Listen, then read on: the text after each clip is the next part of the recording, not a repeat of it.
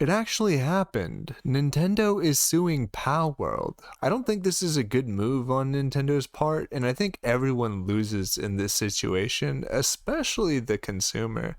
Now, when you first hear this, you might think it's over the Palworld designs versus the Pokemon designs because a lot of people thought a lot of them looked kind of similar, or at the very least were obviously inspired by each other. But actually, it's not that at all. The lawsuit is over a patent on game design, which if this goes through and Nintendo actually wins this case, this could be bad news for a lot of monster collecting games because let's be honest, they are the king of monster collectors. They might have not gotten to there first. They're not the first ever monster collector, but they have a lot of the things that are now commonplace. And if they do this and they win, I can think of so many different Pokemon-like games that would be in patent trouble here. Now, something they might be trying to do here is really tricky. They might be trying to actually sue for the Pokemon designs, but they don't have any legal basis to do that right now. But, and this is a big but, and this is all alleged, don't sue me, Nintendo.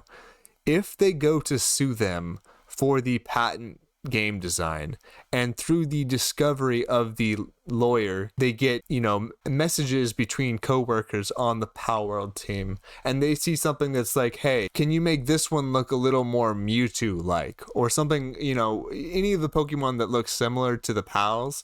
If there's any type of that game text or game discussion going on between the Palworld employees, they could be in some bigger legal trouble here. So this might just be Nintendo trying to get information out of them legally to get another lawsuit going. Now, Nintendo is known for being a little bit crazy when it comes to their legal defenses. Like, they famously sued someone for having a Pokemon themed birthday party. Yeah, the party was too big for them, so they said, you gotta give us some money. And even me as a small content creator, I have gotten legal notices from Nintendo. I'm not going to talk about them because I can't talk about them other than just what I mentioned, but it's a thing that's happened, allegedly. God, why is Nintendo so scary? Oh, that's right. It's because they started out as a mob. That's not a joke. They started out as a mob. And now they act as a legal mob. Mario don't fuck around, okay? This is tinfoil hat time, so put on your little conspiracy hats here. But I think the real reason why this is happening is because Palworld recently got buddy-buddy with Sony. And Sony, yes, they make the PlayStation console, but more importantly, they also make all types of media, music, movies. They do it all. I think what Nintendo is really afraid of is the fact that they could make a Palworld show. They could make a card game.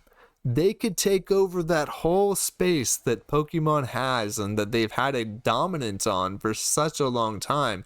Like, you have to remember, Pokemon is the biggest media franchise on Earth. They're going to use their money to protect that as best as they can. And until the next video, peace.